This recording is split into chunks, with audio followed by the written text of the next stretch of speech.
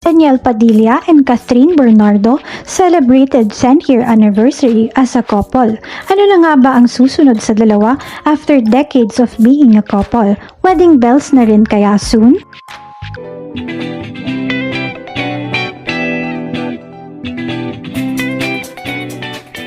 It's the 10th-year anniversary of Katniel's love for each other. Talaga namang ever since from the beginning of their relationship ay mas nag-grow sila, mas nag-mature ang isa't isa, and reach their full adulthood na sila together and stronger as a couple. Napakadami na ngang pinagsamahan at pinagdaanan ng Katniel sa isang dekada nila of being so in love with each other. And 1 decade na rin na minahal at nagbigay ng saya at inspirasyon sa mga Katniel fans.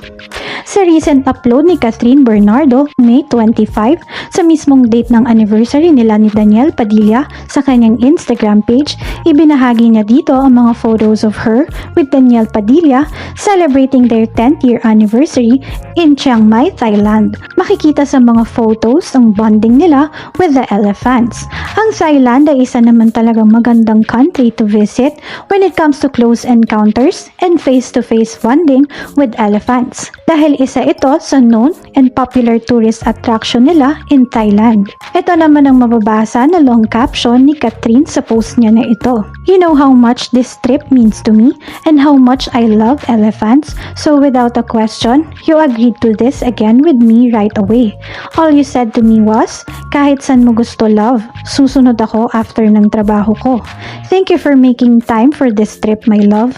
Thank you for always making sure I feel loved and appreciated. Looking back on our 10-year journey together, I find myself smiling with so much pride.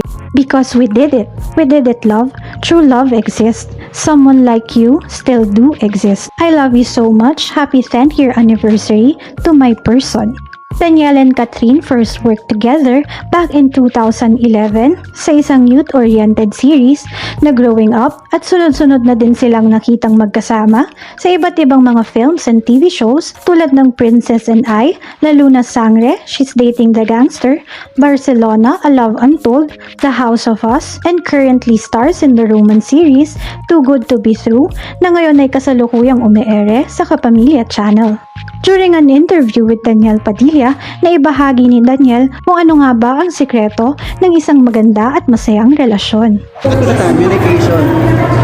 Communication, compromise, respeto sa isa't isa, yun ang hindi pwedeng mawala, at loyalty sa isa't isa, yun ang hindi pwedeng mawala.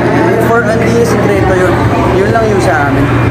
Daniel also mentioned kung ano na nga ba ang next move and plan nila to take their relationship to the next level. You know, what's the next move? What's the plan? Diba? We have to go on with life. Diba? So ano yung kasunod nun? So, yabangan lang natin. Mag-ipon muna tayo ng konti, syempre. Marami pa natin gagawin. See you in our next video. Thank you for watching.